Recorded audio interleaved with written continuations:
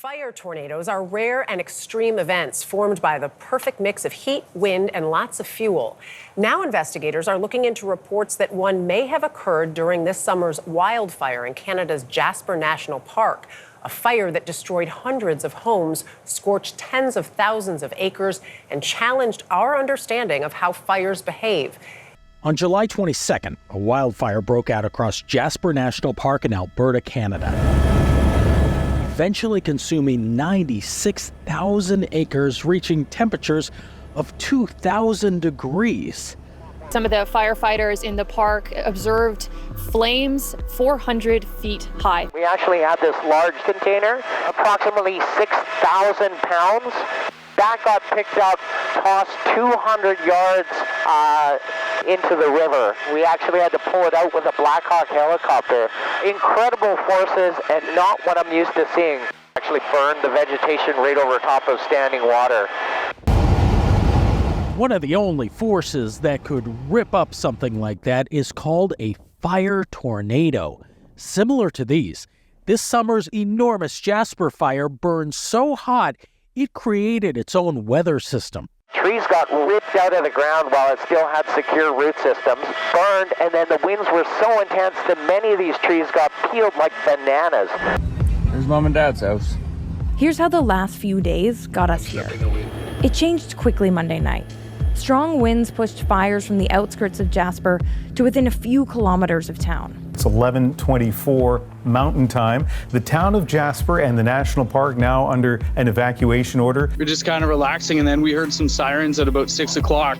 About 25,000 people made their way out of town and the national park. By early Tuesday morning, Highway 16, the only open road out of town, was jammed. There was bumper-to-bumper traffic, and they were only moving about 10 kilometers per a couple hours. There are currently multiple wildfires burning within Jasper National Park. This is a dynamic and evolving situation. Tuesday afternoon, the wildfire south of the town had burned more than 6,000 hectares. By evening, Jasper had been fully evacuated. On Wednesday, things didn't let up. We're going to have strong winds continuing, and we expect that this will increase our fire growth on all flanks. Authorities say conditions made it nearly impossible to fight the fires. Water bombers were grounded because flying conditions were too dangerous. By Thursday morning, much of the town had suffered serious damage. For many generations, the town of Jasper and the park surrounding it have been a source of pride. With some of the most beautiful scenery in the world.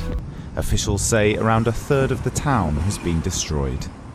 We share this sense of loss with all of those who live in the town, who care for it, and who have helped build it. It's taken over 100 years to build this community to where it is today. Canada's largest fire season was just last year in 2023. To give you a sense of the magnitude of all that, if you took all the carbon emissions that came from that one fire season and ranked it as a country, it would rank number 4 in the world, just behind the US, China, and India. The next worst fire season was this year, the one that released all this carbon into the atmosphere.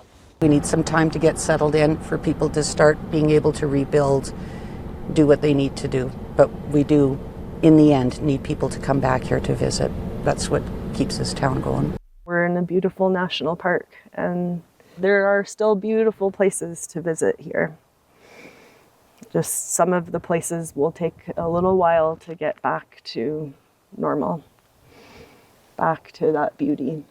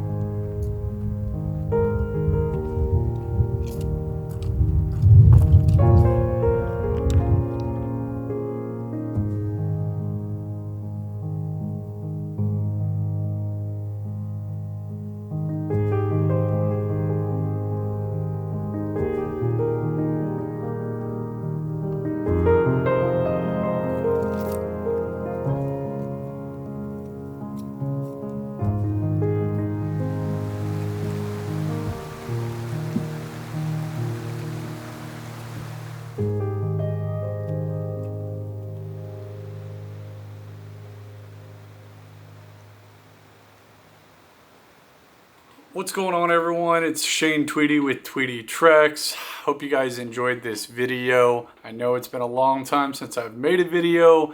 I actually sat on this footage for nearly 2 years now. I did this trek during the first weekend of October in 2023 and am just now in 2025 getting around to finishing that, all due to just honestly being a little lazy. But I hope you enjoyed this video. This was a really kind of heartfelt video to make because at the time that I had hiked it, the fire had not happened. The tragedy through Jasper, the town itself, had not happened yet. And as that transpired in 2024 and getting into the editing process in 24 a little bit and sort of putting it on the back burner and then, you know, getting around to finishing it here now, kind of ended up taking me a different direction on how I wanted to open up this film. And I just felt like there was a sort of journalistic story to tell there. Not that I necessarily was a journalist, but I just felt it was kind of important to share sort of what happened in that area, because the hike that I did quite literally is basically at the border of what did and didn't burn. So, you know, everything you saw in this video is untouched and looks the same it did in that video as it does today, and hopefully this year if you're going to go out and do this trek, or even at some point into the future. So I hope you guys liked what you saw here. This was one of the most spectacular places I have ever been in my life. I think it holds my #1 spot in terms of overall mountain scenery. I was just truly blown away. I kind of like to say if it's beautiful in the car, then it's going to be incredible out in the backcountry. And man, that drive just going to and from this area is absolutely spectacular. And once you get on trail, it just gets better and better, as you saw. But yeah, I just wanted to kind of you know, talk a little more about what happened and kind of why I took this approach on the video. Of course, the fire was pretty dramatic and traumatizing for the Jasper community. So if you're going to be traveling in Canada this year, you know, or even in the general area of Jasper, make a point to stop by. It is a beautiful place. Get a burger, buy a t-shirt, what have you, support that community, go on a hike. It is a stunning, stunning place to be. And truth be told, there is a lot more going on there than just the one hike that I did in this video, of course. But I think, you know, if you're going up in that general area, it is absolutely worth stopping in there and spending some time in that greater area. You will not be disappointed, I'm certain of that. And yeah, so I hope you like this video. Please let me know how you feel about this take. Do you like the silent videos that I do? Do you prefer that I talk through some of it? Do you like when I do both of those types of videos? I'd love to hear your feedback, just not only in general of how you felt about this video as a whole, your favorite part, your favorite shot, etc. But just, you know, what's your feedback on this take and how I've been shooting my videos? If you've watched some of my videos in the past, you know at times I talk through some and get my feedback, and sometimes they're all silent films, and I like doing both. So I would love to hear from you guys. And I guess just in conclusion, on that same note, these things take a lot of time and effort, and I am a one-man band. I do anything and everything from the filming, production, editing, which I'm finalizing here right now. Anything and everything as it relates to these films, I do everything 100% on my own. So it would mean a ton to me if you do like this content, if you like what I produce. Give me the thumbs up, shoot me a like, give me a comment or two. I'll personally respond to anything and everything you have questions about. go out of my way to help you do this hike or a similar hike, etc. I love this stuff, but yeah, I'm a one-man band. So if you like this content, please hit the like button, drop a comment, subscribe, all the things, share it to your friends, what have you. I have a few videos on deck right now to finalize with a couple of other places that I went in 2024.